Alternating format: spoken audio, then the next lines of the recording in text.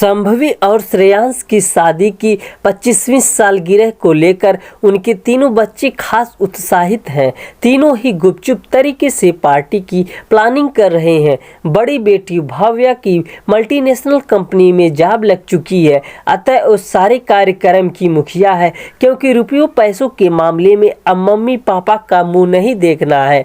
दीदी, हमने पार्टी के लिए होटल देखे हैं, आपको सारी डिटेल्स भेज रहा हूँ, पसंद करके फाइनल कीजिए तो बुक कर दें। बेटे भावेश की भाव्या से फोन पर कहा, ठीक है भावेश, तुम फिक्र मत करो, मैं बात करके बुकिंग भी करा दूंगी। तुम लोग बस मेहमानों की लिस्ट बनाकर सबको चुपचाप इनवाइट कर दो। इस ताकीद के साथ कि मम्मी पापा को कुछ ना बताएं, भाव्या बोली। छोटी बेटी काव्या भी कैसे क्या क्या करना है उसकी प्लानिंग में लगी हुई थी। मेहमानों में बस दोनों बुआएं, ताऊ ताई, चारों मौसियां, मम्मी और संभवी की 4 बेस्ट फ्रेंड्स।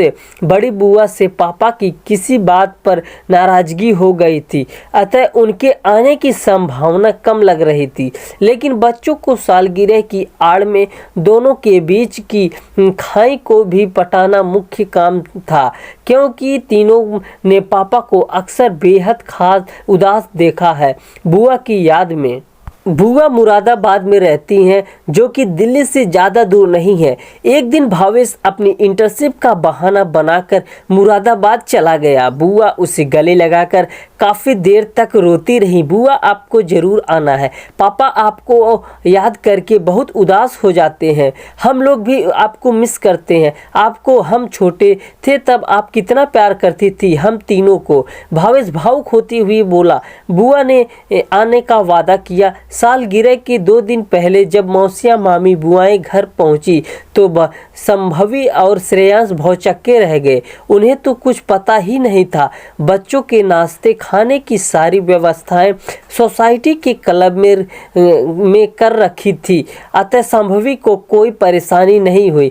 घर में उत्सव का माहौल हो गया। बहुत दिनों बाद सबके चेहरे खुशी से खिले हुए थे। लेकिन बड़ी बुआ के ना आने से पापा मन ही मन उदास थे। सालगिरह के 1 दिन पहले हल्दी मेहंदी, रिंग सेरेमनी और रस्मों की कई संभवी नई दुल्हन की तरह लजाते हुए भाव्या काव्या के निर्देशों का पालन करती जा रही थी। श्रेयांश भी बस बच्चों की खुशी के लिए सब करते जा रहे थे।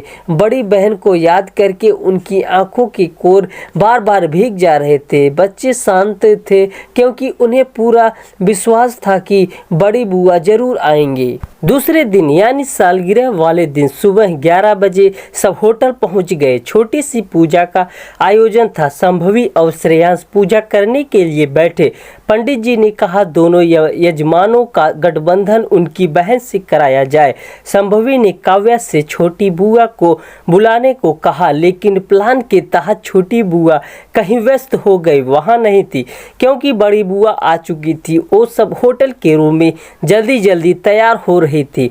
भावेश ने उनसे कहा था, बुआ जी, मम्मी पापा की शादी में आपने ही उनका गठबंधन किया था ना, उनके आशीर्वाद से ही देखिए उनका वैवाहिक जीवन कितना खुशहाल है और हम सब भी कामयाब हो रहे हैं। अब गुस्सा थूक दीजिए बुआ जी, मेरा लाल इतना बड़ा हो गया है, कितनी समझदारी की बात करने लगा है रे तू। मैं जरूर आऊंगी, दोनों पति पत्नी का गठबंधन कराइए।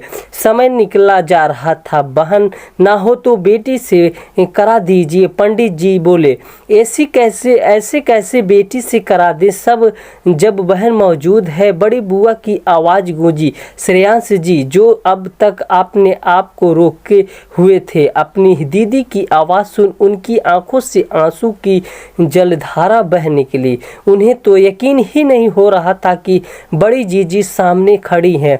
बुआ जी ने भी आकर दोनों को सीने से चिपटा लिया। तीनों के आंखों में आंसू एक दूसरे को भिगोने लगे। छोटी बुआ भी उनसे लिपट गई। बड़ी बहन के मिलने के उन पलों ने सबको भावुक कर दिया। बुआ जी लीजिए, मम्मी पापा का गठबंधन करके सिर से अपने आशीर्वाद से अभिसंचित कर कीजिए। भावेश अपने आंसू पोंछ मुस्कुराता हुआ बोला तो बुआ ने भी मुस्कुरा कर दुपट्टे से पटके का छोर पकड़ लिया और श्रेयांश से बोली, इसमें तगड़ा नेग डालो तभी बांधूंगी। बिल्कुल जीजी, आपने जो मांगे नेग में सब देने को तैयार हूँ, लेकिन दूसरा अटूट गठबंधन अब आपके हमारे रिश्ते का भी होगा। वादा कीजिए कि कितनी भी नाराजगी हो जाए आप अपने छोटू से कभी मुंह नहीं मोड़ेंगी, कभी भी नहीं। हमारे रिश्तों का भी गठबंधन अब अटूट ही रहेगा। हर्ष से भीगे वातावरण में उन दोनों की गोल्डन जुबली एनिवर्सरी मनाई गई। श्रेयांश को अपने बच्चों पर गर्व हो रहा था, वहीं संभवी भी अपनी परवरिश पर पूर्णतः संतुष्ट थी। आखिर बच्चों ने पिता की खोई हुई खुशी जो उन्हें तोहफे में दे दी थी।